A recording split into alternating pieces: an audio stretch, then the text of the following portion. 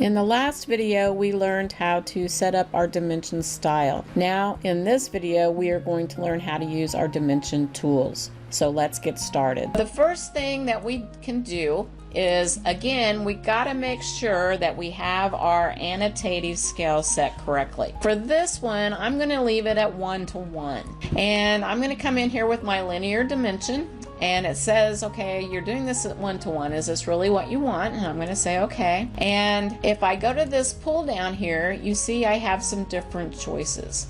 So my first one is linear. If I click on linear and I come down here, the main thing that I want to do is I want to make sure I'm zoomed in to where I grab the correct item, and 2, I want to make sure that my snaps are on so that it clicks to the right place. If your dimension looks weird, sometimes if you go in and look, you can see that you missed a point, and so it gives you a very odd dimension. What I would do for dimensioning this is, because I need to locate the holes here, and I need to locate this hole here, and I need the dimension on the end. The first thing I want to do is I got to make sure I'm on my dimension layer. Again, AutoCAD is not smart enough to know that you're going to be doing dimensionings, and I'm going to first pick this first point. Now you see it starts to put some numbers in here, and I can go different directions. I said I wanted to go to the center point of this circle.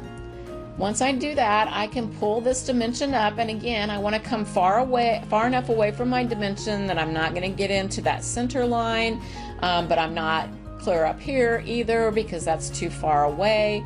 So somewhere probably right in here. The next thing that I need to dimension, I don't dimension to hidden lines. I don't want to dimension to this center line, and I don't want to dimension to that hidden line, but I want to dimension to here. To continue, to keep everything in a straight line, right here you have a little tool called continue.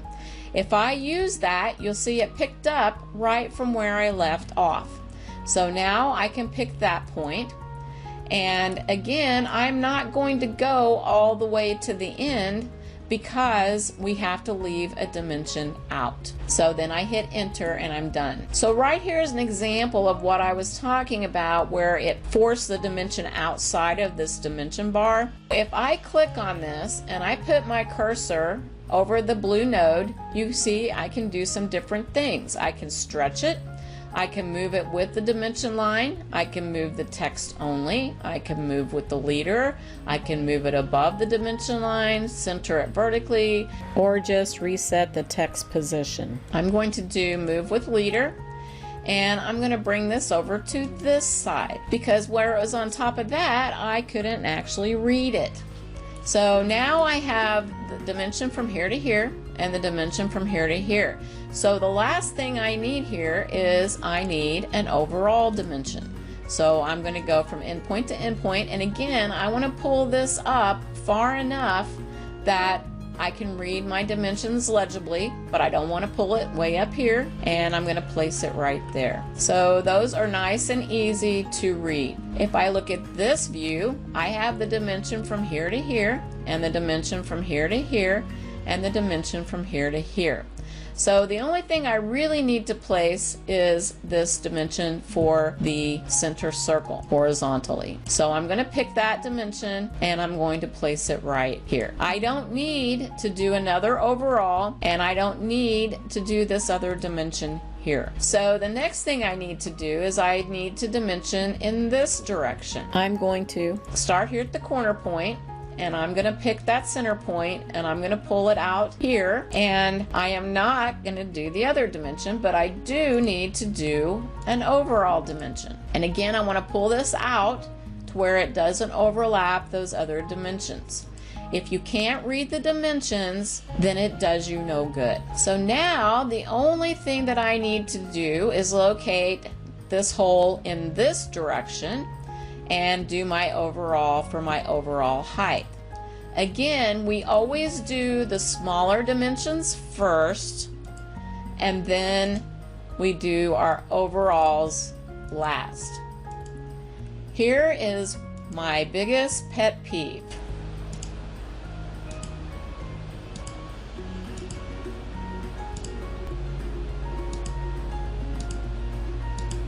You do not cross dimension lines like this. You do the smaller dimensions first, and then you do the larger dimensions. So I'm going to undo that and put it back the way that I had it.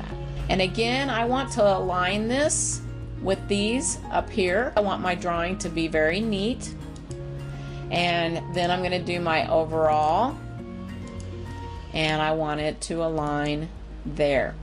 So as you can see, all of the dimensions are very easy to read. They're all legible. They're all to the right precision, and they are all on the correct layer. To finish this, the only thing I have left to do is put the sizes of these holes. If I go up here, you see I have some other tools. And in this particular case, on holes, we always do diameter. So if I click on diameter and I click on this hole, you'll see it's going to automatically tell me what that is.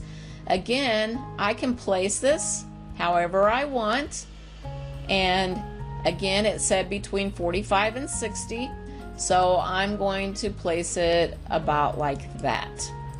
Now I could come over and dimension this one too, but that's going to be a little bit much over here because I already have a lot going on. So all I need to do is go into this one,